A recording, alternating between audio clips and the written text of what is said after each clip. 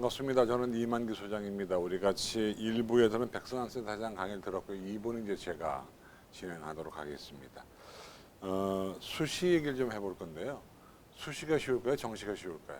사실은 저는 냉정히 말하면 수시나 정시나 다 쉽습니다. 왜냐하면 학령 인구가 감소했기 때문에 예년에 비해서는 대학 들어가기가 훨씬 쉬워졌는데, 물론 올해 고3은 작년보다 한 10,000명 정도가 늘었기 때문에 작년보다는 어렵지만 그래도 예년보다는 쉽다. 그리고 수시에 좋은 학생들이 많이 다 들어가 버리기 때문에 정시에 오히려 구멍이 뻥뻥 뚫릴 수 있다는 말씀을 여러분 드리면서 제 강의를 시작하겠습니다. 화면 보시면서 같이 가볼게요.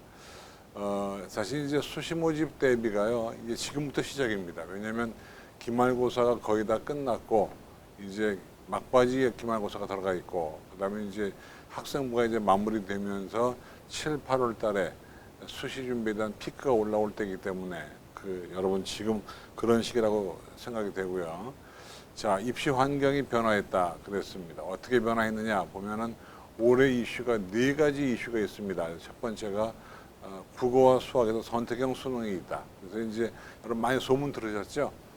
문과 확통 선택한 애들이 불리하다, 얘기 많이 들었는데 그건 이미 이제 결정이 된 거기 때문에 사실 그 불리함을 우리가 뭐라고 떠들어도 그것은 만회할 수가 없어요. 그래서 여러분 이제 확통을 선택한 친구들은 그냥 공부 열심히 해서 만점 받아서 그나마 어떤 그 갭을 줄이는 게 관건인데, 지금 저희가 보면 한 4점 정도의 갭이 있습니다. 그래서 한 2문제 정도를 더 맞추면 되기 때문에 확통 선택한 친구들은 만점 맞는데 좀 힘을 좀 써주시고요. 그 다음에 이제 올해 의학계열 지원자가 늘어날 거예요. 특히 졸업생을 중심으로 해서 의학계열이 늘어나게 되는데, 왜냐면 약대가 6년제로 바뀌죠. 거기에 또 의대 정원 좀 늘었죠. 그렇게 되면 이제 자연계 졸업생들이 치열한 모습을 띠게 될 것 같습니다. 그리고 그러면서 동시에 화공생명이라든가 이런 내용들이 조금 점수가 좀 내려오겠죠, 그죠? 그런 얘기가 2번에 있고요.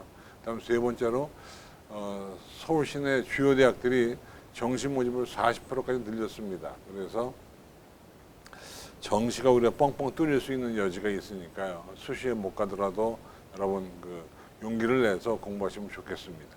네 번째, 블라인드 평가 얘기인데, 오늘 제가 베리타스 알파라는 신문에다가 그런 글을 쓰고 왔는데, 블라인드의 효과가요 미미했어요. 그래서 작년도에 블라인드가 상당히 미미했기 때문에 블라인드 할 때와 안 할 때의 차이가 거의 없습니다. 특히 특목고나 전사고는 블라인드 평가에 전혀 영향을 안 받았기 때문에 거기 다니는 친구들도 블라인드 평가로 인해서 불안할 필요가 없고, 또 일반고 여러분들도 블라인드 평가 때문에 내가 좀 이득을 보겠지라고 하는 희망도 갖지 마시고 그냥 있는 그대로 담대하게 임했으면 좋겠다는 생각이 들어요. 올해 이게 4가지 이슈고요. 그 다음에 일정 우리가 보는데요. 사실 이제 정시 모집은 9월 10일부터 접수인데 9월 초에 모의고사 보고 나서 한 4, 5일 정도 여유밖에 없어요. 그래서 여러분 이미 6월 달을 본 모의고사 가지고 전반전 개괄할 수 있는 그런 그 대학을 한번 따져보시고 공부 열심히 해서 9월 달에 이제 대학을 확정 짓는 것인데, 대체로 저희가 볼 때는 6월 달 성적에서 9월 성적의 편차가 이렇게 쫙 드라마틱하게 쫙 올라가질 않아요. 그러니까 현재 6월 달에 여러분 대충 레인지를 정한 대학이 거의 실제 지원 대학과 유사하기 때문에 여러분 희망을 갖는 건 좋은데 너무나 큰 희망은 낭패를 가져오니까 차라리 희망 가질 시간에 공부도 열심히 하는 것이 답이다 라는 생각이 들어요. 그 다음에 또 이제 나머지 쭉 여러분 화면을 통해서 한번 훑어보시죠. 이런 일정 가지고 전개가 된다는 것이고, 그 다음에 수능 접수자를 추정해 봤는데 작년보다 조금 늘 것 같아요. 그런데 이제 9월달 모의고사 신청자들을 보면 작년보다 좀 늘 거는 것 같아요. 특히 제가 볼 땐 졸업생 비율이 좀 늘 것 같아요. 특히 졸업생들 가운데 자연계를 중심으로 좀 늘 것 같은 생각이 드는데, 졸업생들이 많이 몰려온다 그러면 이제 재학생들은 불안한 거죠. 졸업생들은 뭔가 세 보이니까. 그런데 재수학원에 계시는 선생님들 말씀 들어보면 올해 졸업생들이 그렇게 세질 것 같지 않아요. 그러니까 재학생 여러분들은 용기를 내시고 졸업생 여러분들은 더욱 분발하셔서 올해 좋은 결과 이루시기를 당부를 드려요. 그다음에 이제 모의평가 일정을 제가 보여드리는 이유는 이미 6월 달에 거 끊었습니다. 이제 9월 1일 거 하나 정도 남았고 10월 달에 뭔가 하나 있는데 사실 6월 모의고사 제가 몇 번 말씀드려요. 6월 모의고사 출제위원들이 실제 수능에 들어가는 경우가 9월 달 출제위원들이 수능에 들어가는 경우보다 훨씬 많아요. 그러니까 우리가 6월 달 모의고사 문제를 깊게 파고 또 파고 하는 것이 좋은 거예요. 9월 달은 난이도 체크 정도지, 그죠? 거기도 6월 달은 문제 유형, 문제의 퀄리티, 문제 스타일 등의 모든 게 좋기 때문에 저는 6월 문제를 여러분 깊고 넓고 심도 있게 공부해 주는 것이 실제 수능을 잘 보는 지름길임을 제가 36년 동안 얘기하고 있습니다. 아시겠죠? 그죠? 넘어갑니다. 그 다음에 이제 모집 인원이 더 많죠. 그러니까 요즘은 대학을 못 가는 게 아니라 안 가는 것이다. 그래서 우리나라 대학은 두 개로 나뉩니다. 하나는 선발할 수 있는 대학, 하나는 모집해야 하는 대학입니다. 그러니까 모집해야 하는 대학에 가면 여러분 성적이 좀 기분이 우울할 것 같고요. 선발하는 대학에 기분이 좋을 것 같지만 사실은 어디 가서 자기가 하기 나름입니다. 그러니까 지방대학을 나와도 정말 여건이 돼서 일하는 사람이 있고요. 서울의 유수한 대학을 나와도 집에서 놀고 먹는 친구들이 있기 때문에 어느 대학을 가냐가 문제가 아니라 그 대학에서 얼마나 열심히 하냐가 문제가 된다는 점을 이 그림을 보면서 제가 다시 한번 당부하고 싶어요. 자, 수도권 3,500명 줄입니다. 정원 줄기 전에 올해 여러분 꼭 대학을 들어가셔야 됩니다. 아시겠죠? 그죠? 보세요. 인서울에 바글바글 모입니다. 근데 이제 내년부터 정원이 줄면 인서울 들어가기 더 어려워지니까 올해 필히 좋은 대학 들어가시기를, 여기서 좋은 대학은 여러분이 가기를 원하는 대학이 좋은 대학입니다. 아시겠죠? 그죠? 그 다음 대입진영의 변화. 올해부터 학생부 기재가 개선되고 진로 선택 과목이 대입에 반영이 됩니다. 체제가 개편됐고요. 제2외국어 한문인데 제2외국어 한문은 여러분 이제 올해부터는 비중이 확 떨어집니다. 그래서 이제 아랍어 여러분 안 하셨잖아요. 그렇죠? 그러니까 대부분 중국어 아니면 니혼고 아니면 중국어를 여러분 공부했기 때문에 학교에서 배우는 그대로 그냥 하시면 됩니다. 왜? 절대평가니까. 그 다음에 블라인드 면접도 있고 등등이 있는데 특히 이제 이런 얘기도 있습니다. 이과 학생이요. 제2외국어 시험을 한번 그냥이라도 보세요. 보시면은 나중에 써먹을 때가 있을 수 있어요. 여러분 그 점 기억해 주시고요. 그 다음에 올해 입시 이슈라는 얘기 했는데 아까 우리 백승환 센터장이 얘기했는데요. 수능만 늘어난 것이 아니라 학생부 교과도 늘어요. 그리고 학생부 그 교과가 학교장 추천을 통해서 늘어나게 됩니다. 그래서 정시 모집이 느는 건 주로 이제 서울 수도권 대학이고요. 지역 대학은 수시 모집에도 교과가 늘었는데 문제는 수도권 대학도 학교장 추천이라는 그 틀을 가지고 교과가 늘어요. 그렇기 때문에 학종의 비중이 줄고 교과가 늘어나서 내신 좋은 친구들이 올해 대학 갈 기회가 굉장히 많아졌어요. 그리고 또 하나 올해부터 적성고사가 폐지가 되면서 수원대학과 가천대학과 고려대 세종 캠퍼스에 아시겠습니다만은 논술고사가 부활돼요. 특히 수원대학교 논술 문제는요. 야, 이건 제가 한번 보니까 수원대 교수님한테 조금 죄송하게 하지만 발가락으로도 풀 수 있어요. 여러분 공부 조금 열심히 하면 수원대 논술 문제는 쉽게 풀어요. 가천대 역시도 문제가 어렵지 않아요. 그러니까 여러분 내신이 안 좋다고 우울해하지 마시고 논술을 조금만 공부하면 가천대학하고 수원대학은 편안하게 논술 문제 볼 수 있습니다. 아마 그것이 그 대학교들의 방침인 것 같습니다. 쉽게 해서 수험생들을 이렇게 유도하는 그런 기능을 하는 것 같습니다. 그 다음에 과탐, 사탐 이런 거에서 주요 대학은 과탐을 지정했고 그 다음에 확통 빼고 미적과 기하를 지정했다는 것이고 또 올해 6년제 약학대학이 생기면서 의치 약한수 그러니까 아마 제가 볼 때는 한의과 대학이 약학대학에 밀릴 거예요. 그래서 아마 지방 의대와 수도권 서울 시내 약대가 거의 성적이 비슷해지는 양상이 올 거예요. 근데 특히 제가 볼 때는 이 여학생 여러분들은 제가 뭐 남녀 차별하는 거 아니에요. 근데 이제 우리 사회의 구조상 여자들은 이제 출산도 해야 되고 그래서 이 경력 단절녀가 되기 쉬운데 약대 나오면요 경력 단절녀가 될 수 없어요. 왜? 애기 기르고 또 다시 약국에 나가면 되고 제약회사 가면 되고 그래서 취업이 굉장히 넓어서 저는 사실은 약대는 우리 여학생 여러분들에게 특화된 대학이라고 저는 얘기할 수도 있어요. 그러니까 여러분 용기 내서 공부 열심히 하셔서 가시면 좋고 또 일부 지금 대학을 다니고 있는 그 자연계 수험생들 가운데 여학생들 일부가 다시 또 약대를 노린다는 거예요. 반수하면서. 참 여러분에게 좋은 일 있기를 바랍니다. 그 다음에 서울 시내 주요 대학들이 정시 모집을 40%까지 늘렸습니다. 그래서 수시에 못 가도요. 정시에 가면 됩니다. 왜? 공부 잘하는 친구들이 수시에 다 들어가 버리기 때문에 정시가 오히려 구멍이 뻥뻥 뚫려요. 여러분. 그러니까 용기를 내시고요. 또 하나 그러다 보니까 정시가 뻥뻥 뚫릴 거를 염두에 두고 대학들이 수시 모집에서 수험생들을 끝까지 충원 합격을 시켜요. 그래서 올해 같은 경우에 지금 제가 대학들을 돌아다니면서 입학처장님들을 인터뷰하고 있는데 해보니까 전부 다 그런 그 의욕을 가지고 있습니다. 수시 모집에 충원 합격을 끝까지 하겠다. 최후의 1인까지 충원을 시켜서 가급적이면 정시로 넘기지 않겠다는 얘기들을 차장님들이 하고 계세요. 그러니까 여러분 수시 모집에 좀 더 적극적으로 지원해 주기를 당부를 드려요. 그래서 수도권 대학들 수시가 줄고 정시가 늘어나는 일이 지금 벌어지고 있습니다. 가천대, 가톨대, 건국대, 경기대, 경희대, 고려대, 광운대, 국민대, 당국대, 동국대, 동국대, 명지, 삼육 등등 쭉 여러 개 보면 수시가 다 줄잖아요. 그리고 수도권 대학들. 근데 지역 대학들은 또 오히려 수시가 늘어나기도 해요. 그렇죠. 그 다음에 주요대 수능 교과가 늘어났습니다. 그러니까 종합과 논술이 감소하고 교과와 수능이 늘어납니다. 수도권 대학도 수능이 늘면서 동시에 교과도 늘어나고 그 교과가 학생 교장 선생님 추천 전형으로 바뀌는 경우가 많아요. 그래서 보시면 거기 쭉 나오잖아요. 건국대나 경희대학이나 동국대학이나 서강대, 서울 이런 대학들이 교과가 없다가 그죠? 서울대 빼고 나머지 대학들은 다 교과를 생겼습니다. 교과로 여러 인원들을 모집을 하고 있다는 여러분 아시면 좋겠습니다.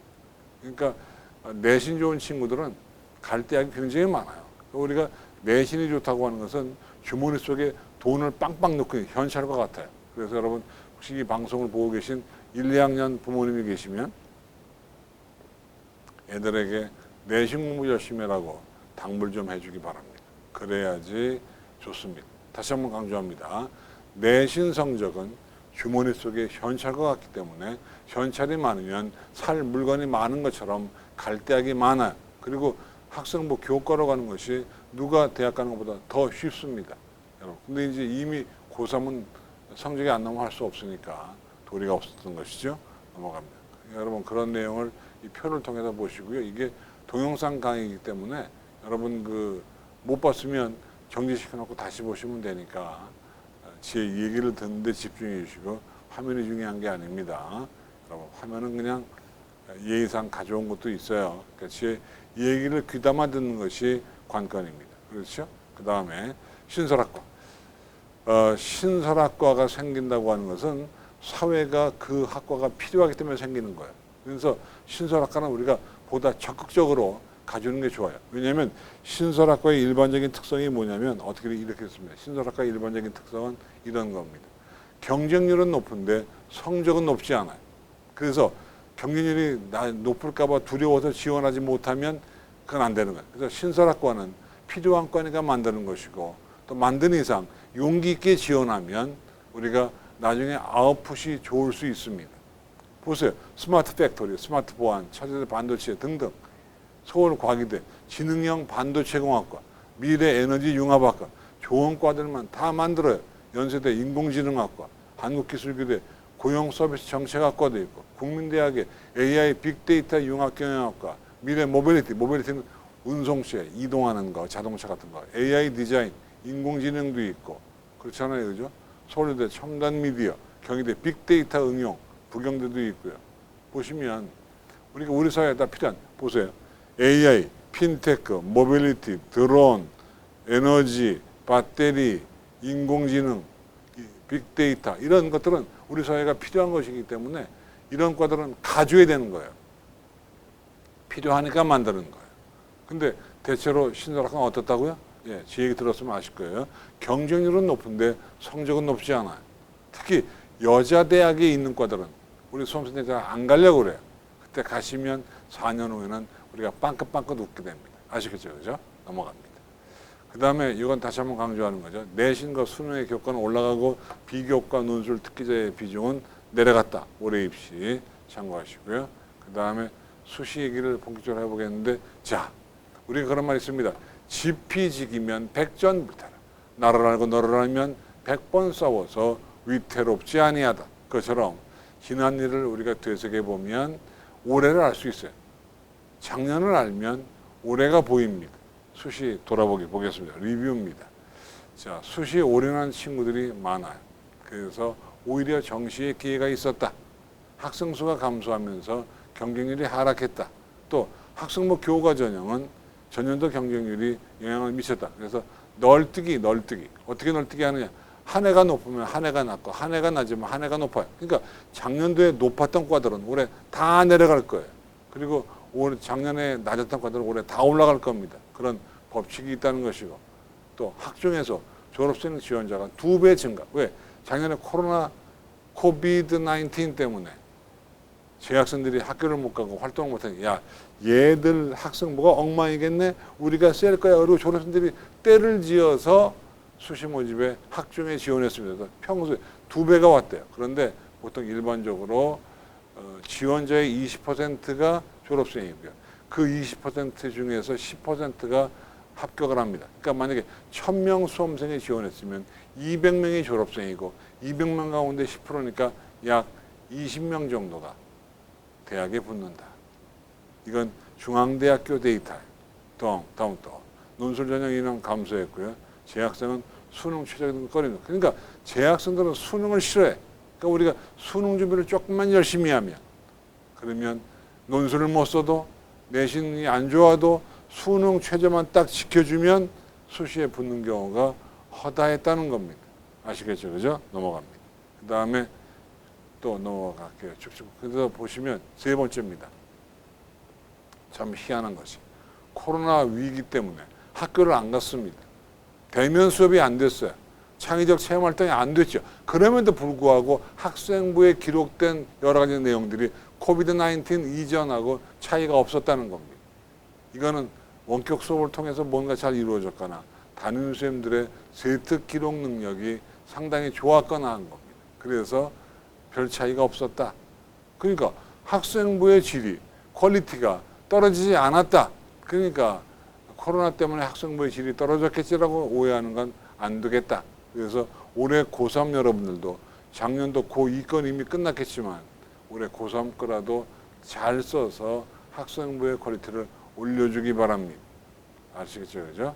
그 다음에 선택 과목, 이미 여러분 다 끝났습니다만 선택 과목에 대한 얘기도 집중해 주시고요. 그 다음에 학교 교육 과정이 블라인드 때문에 학교 교육 과정이 좀 별났던 학교들, 전사고라든가 특목고 이런 데가 블라인드 테스트에서 통과를 잘했다, 그런 얘기예요.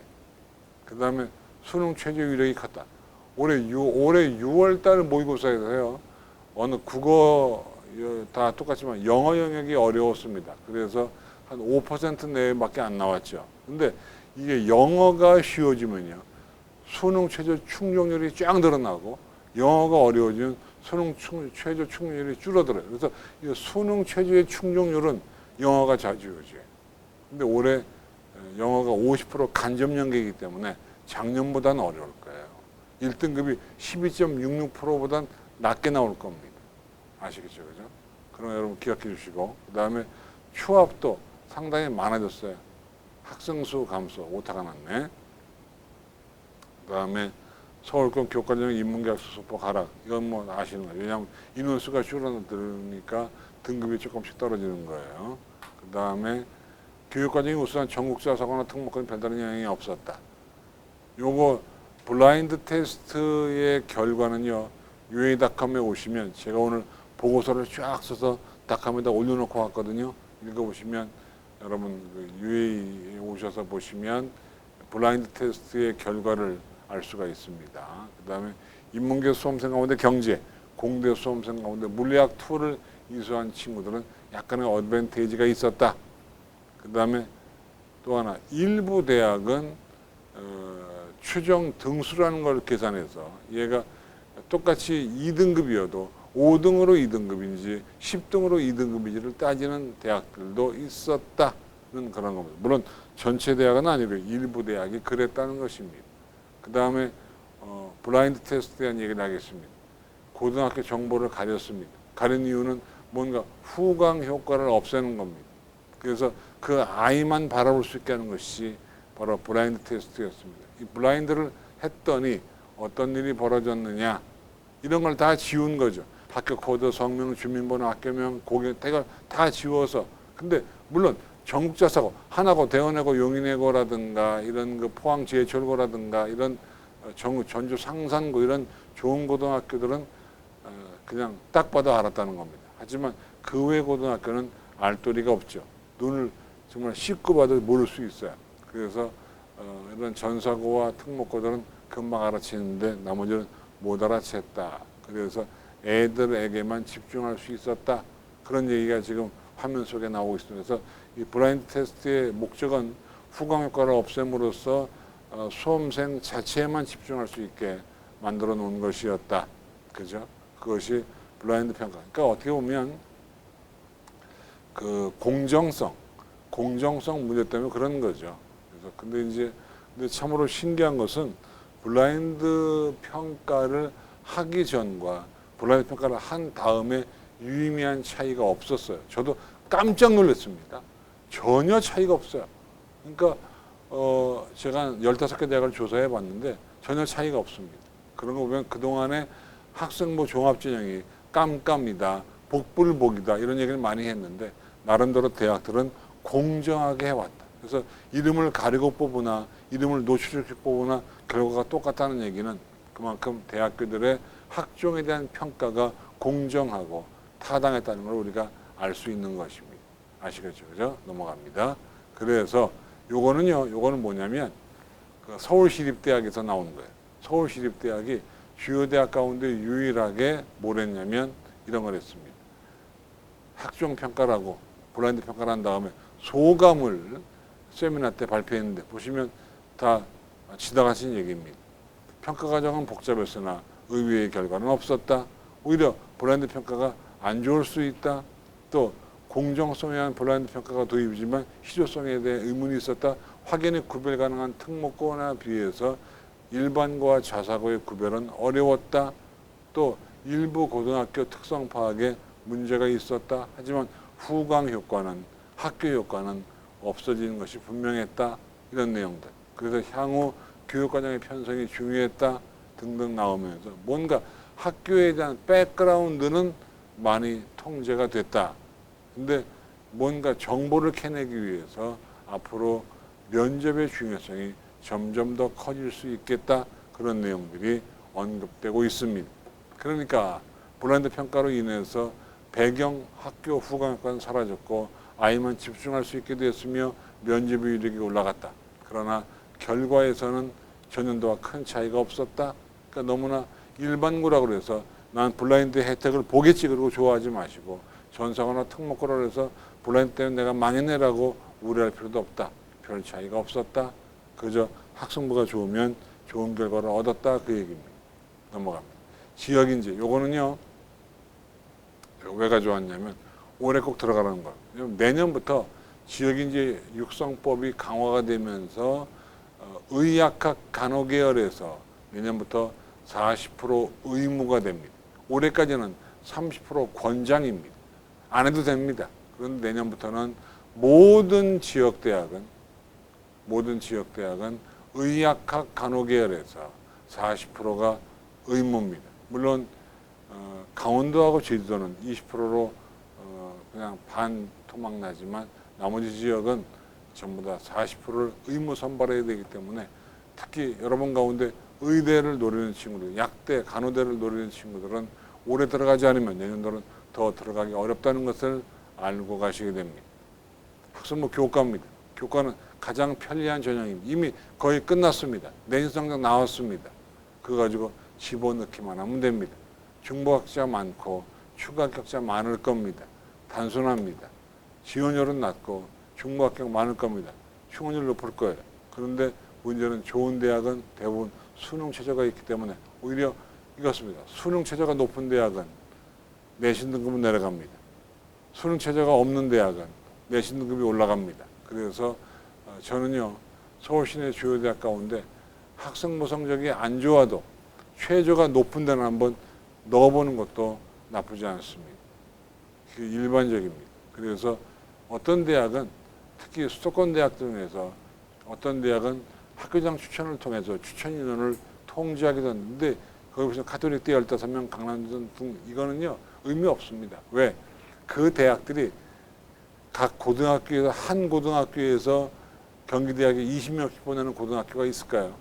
수원시내 일부 대학 빼고는 없을 겁니다. 그래서 이건 고등학교를 쭉 샘플링을 해서 해당 대학에 몇 명이나 오는지를 찾아가지고 그 극한 맥스 수치를 갖다 놓은 거기 때문에 의미 없습니다. 오히려 무서운 건 고대사 4%, 성대사 4%, 연세대 뭐 5%, 3% 이런 것들이 더 무서운 겁니다. 이런 것들은 더 예민하죠. 대신 가천대, 건국대, 광운대, 국민대처럼 제한 조건이 없는 데는 뭐 자유롭게 지원하시면 됩니다. 넘어갑니다. 전형 방법 대부분 교과 100입니다. 근데 일부 서울교대와 연세대학 같은 이화여대 같은 대학은 면접도 있습니다. 면접 중요하겠죠. 면접을 통해서 근데 최근 들어와서 면접을 통해서 당락이 바뀌는 경우가 참으로 드물어요. 그래서 대학들이 면접을 점점 없애고 있습니다. 아시겠습니까? 통과합니다.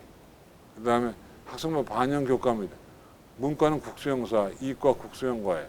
그렇죠. 대부분 그렇습니다. 국수형사과 골고루 나옵니다. 보시면 이거는 이제 그 나오는 대학들이 그런 문제가 있습니다.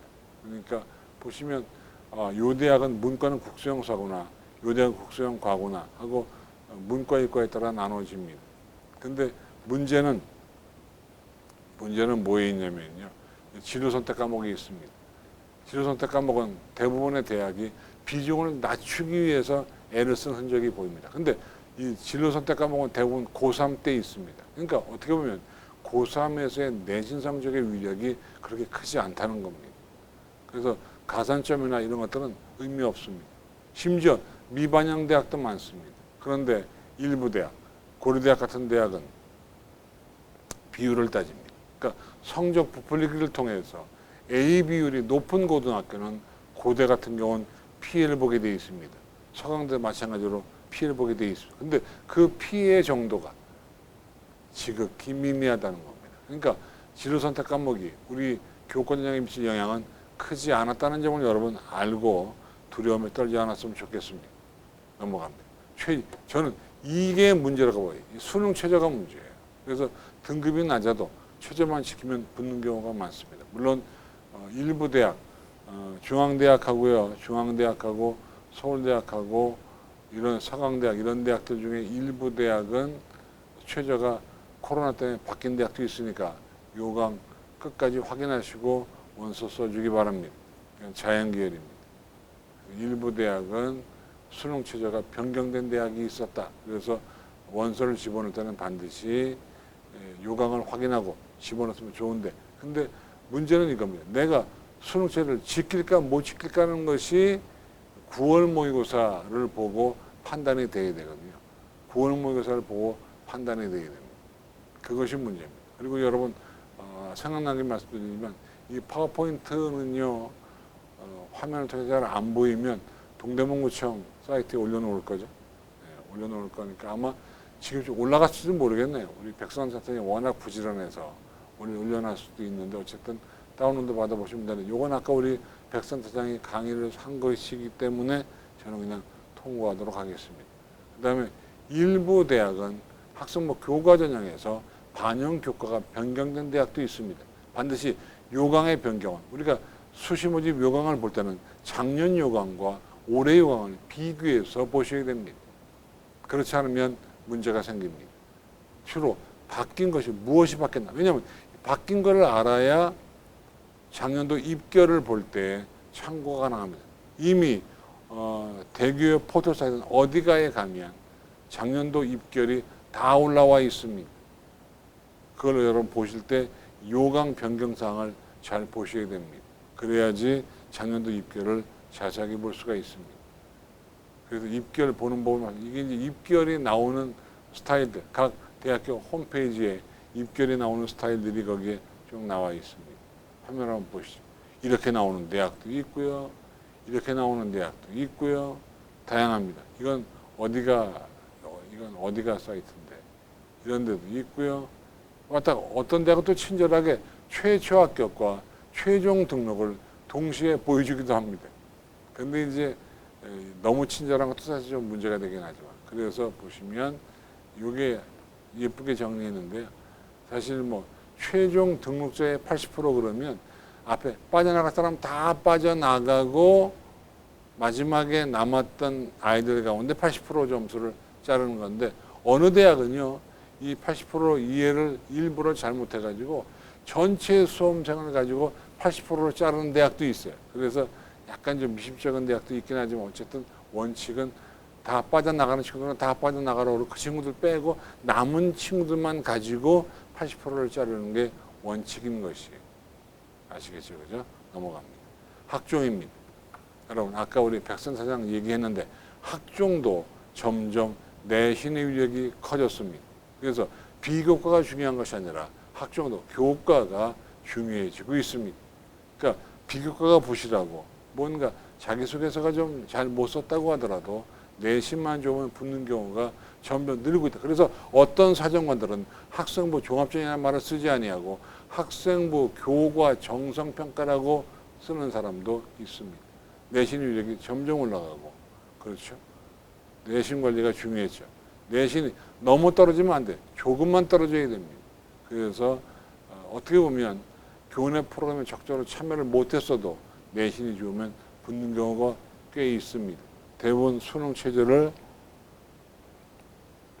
반영하지 않는 대학이 많기 때문에 수능에 대한 부담감은 많이 없어졌습니다. 아시겠죠? 그죠? 넘어갑니다. 최저 기준 나오는데요. 이 최저 기준이 서울대학은 이거 바꿨습니다. 그래서 세계영역 이상 3등급으로 바꿨습니다. 여러분 요강까지 확인하셔야 돼요. 서울대학 바꿨습니다. 지난번에 코로나 때문에 그런 등등이. 그리고 대부분 대학은 미반영으로 나와 있습니다. 그러니까 잘 반영하지 않죠. 근데 반영하는 대학은 수능 최저의 영향력이 매우 큰 겁니다. 학업 역량, 전공적합성, 인성, 발전 그 중에서 가장 변별력이 높은 것은 뭘까요? 학업 역량일까요? 전공적합성일까요? 실제로는 발전 가능성입니다. 학업 역량과 계열적 합성은 거의 비슷합니다. 고려대학에 오는 친구들이 거의 비슷하고 외대 오는 친구들이 거의 비슷합니다. 그래서 오히려 자기주도적 능력, 도전정신, 리더십 등이 나오는 발전 가능성에서의 어떤 변별력 차이가 크게 난다고 얘기하고 있습니다. 넘어갑니다. 그래서 이 네 가지가 이제 관건인데 아까 우리 센터장 얘기한 것처럼 자기소개서는요 폐지한 대학도 꽤 있습니다. 추천은 다 폐지가 됐고 근데 자기소개서를 잘 썼다고 붙는 것이 아닙니다. 자기소개서는 당락을 좌우하는 문건이 아니에요. 어디까지나 학생부에 대한 보조 문건이고 학생부에 대한 보완 문건이기 때문에 자기소개서는 진솔하고 솔직하고 배우고 느낀 점, 노력한 점을 써주면 되는 겁니다. 오히려 제일 중요한 건 학교생활 기록부입니다. 그래서 특히 이제 보시면 수상경력 얘기인데요. 올해부터 수상경력은 한 학기에 하나만 반영하게 되어 있습니다. 그러니까 재학생이면 5개밖에 못 내. 근데 여기서 문제가 생깁니다. 어떤 문제냐? 졸업생들은 20개, 30개 받은 모든 상이 대학에 다 옵니다. 근데 재학생은 나이스에서 5개밖에 안 갑니다. 형평성에 문제가 있죠. 대학들은 그래서 그걸 공정하게 하려고 애를 쓰지만 어쩔 수 없이 졸업생들한테 약간 어드밴티지가 가는 건 틀림이 없을 겁니다. 물론 그런 걸 알고 사정관들이 평가하기 때문에 사정관들의 능력을 믿으면 공정하게 되겠지만 사실은 약간의 문제가 있어 보이는 것은 틀림이 없습니다. 근데 대체로 학종에서는 졸업생의 합격률이 그렇게 높지는 않습니다. 넘어갑니다. 이런 것들은 여러분 늘 말씀드리는 것이죠. 어떻게 할 것이냐라고 하는 건데 학생부에다 기재가 됐기 때문에 학종 눈여겨보시면 되는 것이죠. 그렇죠. 근데 무엇보다 중요한 건 독서 활동입니다. 담임선생님들에게 부탁드려주세요. 독서 활동을 세특에다가 옮겨 적어주면 좋습니다. 지금 독서 활동은 책의 제목과 저자밖에 못 쓰기 때문에 내가 이 책을 왜 읽었고 읽고 느낀 점은 무엇이고 무엇을 깨달았는지를 써줘야 된다. 쓸 칸이 없습니다. 그래서 저는 그것을 가능하면 세특에다가 자율활동에다가 진로활동에다가 써주기를 당부드립니다. 물론 여러분이 쓰는 건 아닙니다. 여러분 담임선생님도 쓰는 거지만 부탁하시기를 당부드립니다. 그래서 담임선생님과 케미를 잘 맞춰가지고 쓰시고요. 종합의견은 추천서의 대응이기 때문에 잘 써요. 여기다가 담임선생님이 이놈은 나쁜 놈이에요 라고 쓰는 순간 교육대학과 사범대학과 교원대학과 의과대학은 날아갑니다. 중요합니다. 통과합니다. 그 다음에 세특은 뭐 워낙 중요한데 세특은 항상 명심하세요. 3인칭 관찰자 시점이에요. 교과 담임선생님들이 여러분을 관찰하고 쓰는 것이기 때문에 행여 1인칭 주인공을 쓰지 않도록 노력하고 당부해 주기 바랍니다. 넘어갑니다.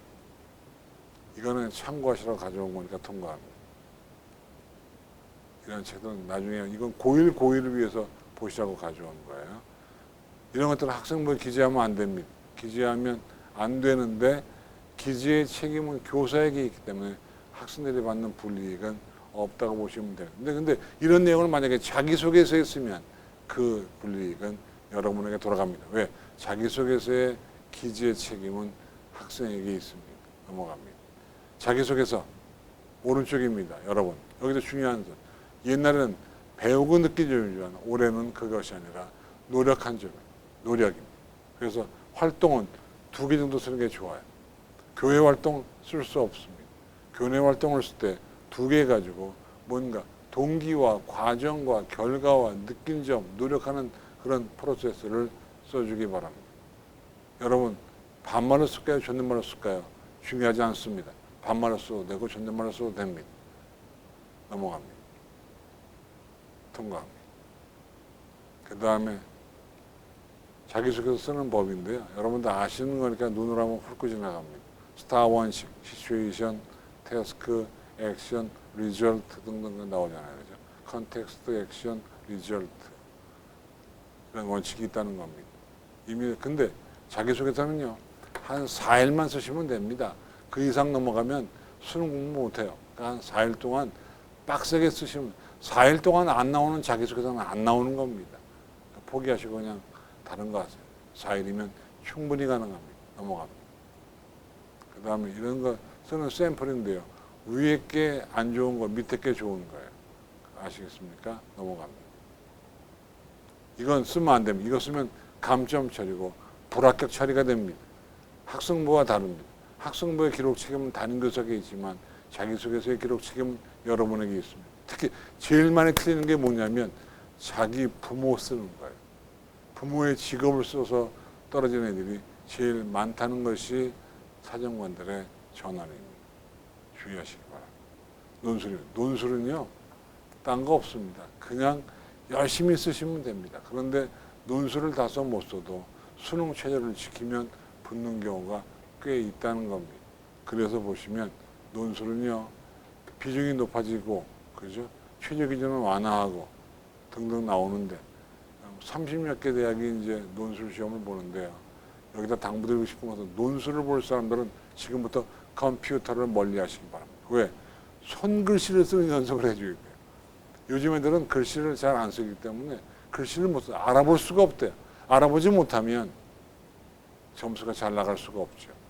그래서 컴퓨터 때려치고 손을 쓰는 연습을 해주기 바랍니다. 그래서 요거는 이제 수능 최저인데요. 높아요.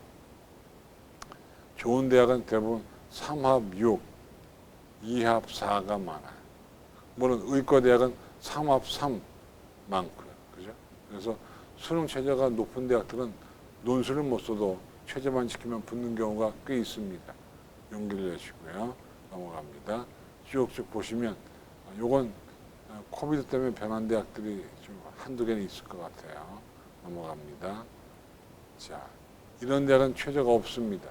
이런 대학은 논술은 굉장히 치열하겠죠. 왜냐하면 최저가 특히 연대 같은 경우 최저 없습니다. 경쟁률을 바글바글 하죠. 근데 문제가 어렵습니다. 이런 거 제가 보니까 최저가 있는 대학은 문제가 조금 쉽고요. 최저가 없는 대학은 문제가 좀 어려워요. 근데 이 화면을 좀 보시면 문제가 쉬운 대학들, 예를 들면 한국기술교육대학, 한국산업기술대학 이런 대학은 문제, 수원대 아주 문제가 만만합니다. 경기도도 그렇고. 그러니까 근데 논술 가운데 육논술하는 사람들이 불쌍한데요. 내신 안 좋고 비교과 없으면 논술을 할 수밖에 없죠. 글씨 잘 쓰기를 당부드려요. 근데 문제가 이제 이겁니다. 우리 수험생 여러분들이 논술을 쓸 때 그 문제에 맞는 연습을 해줘야 됩니다.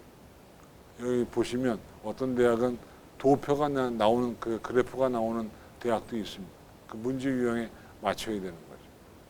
근데 이런 거 공부할 때는요, 모의 문제, 4월, 5월 달에 모의고사 봤거든요. 모의 문제를 갖다가 풀어보시고, 아까 우리 백선타장 얘기한 선행학습 영향평가서, 이거 보시면 거기에 출제의도, 모범답안, 채점 기준이 다 있기 때문에 그런 거 가지고 공부하시면 되는데, 그러나 논술은요, 이것저것 다 필요 없습니다. 그냥 제가 사교육 무시하고 말씀드리면 학원 가서 공부하는 수가 가장 지름길입니다. 논술은 지금에 와서는 혼자 안 됩니다.